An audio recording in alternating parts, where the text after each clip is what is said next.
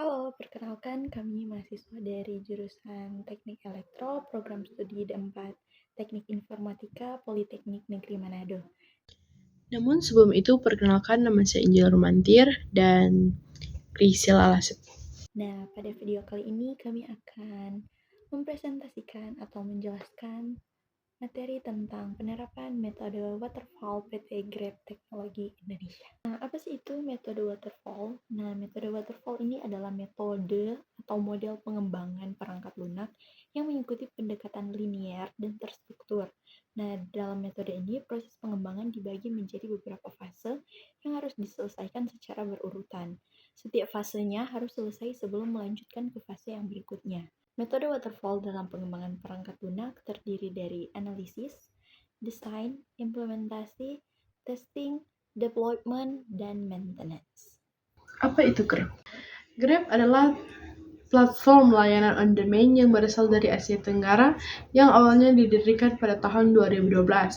Grab menawarkan layanan seperti transportasi, pengiriman makanan, pengiriman barang, dan solusi pembayaran lainnya. Grab awalnya fokus pada layanan ride-hailing, tetapi telah berkembang menjadi ekosistem yang lebih luas, termasuk layanan keuangan dan kesehatan.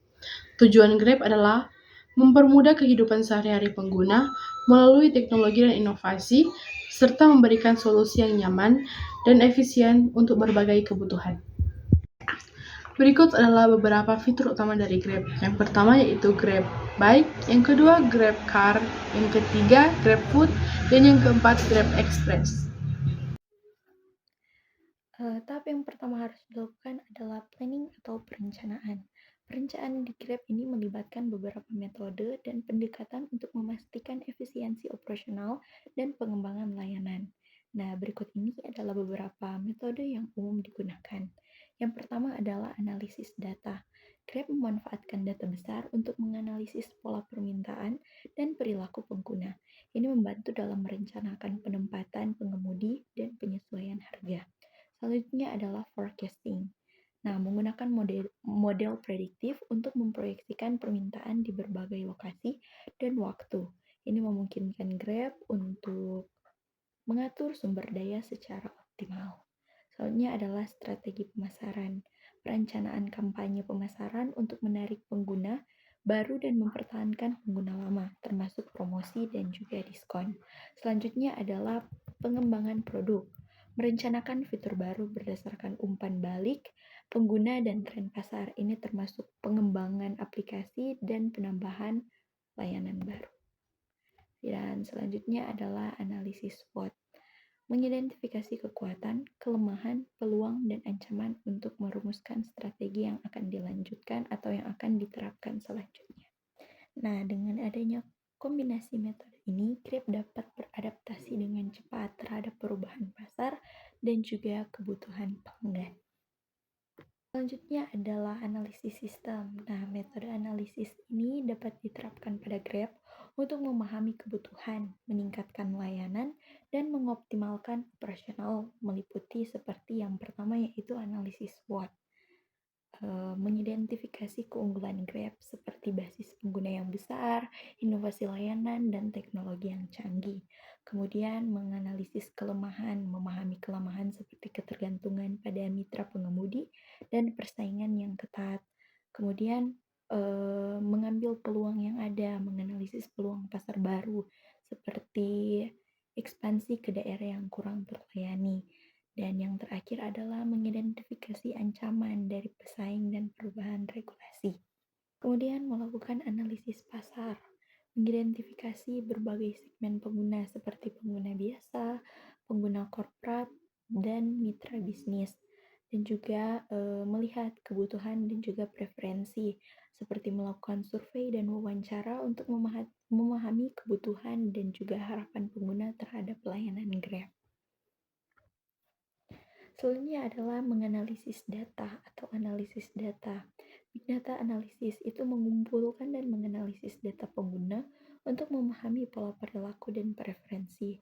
Kemudian menganalisis data penggunaan, mengamati penggunaan aplikasi untuk mengevaluasi fitur yang paling sering digunakan dan yang kurang diminati. Selanjutnya adalah desain sistem.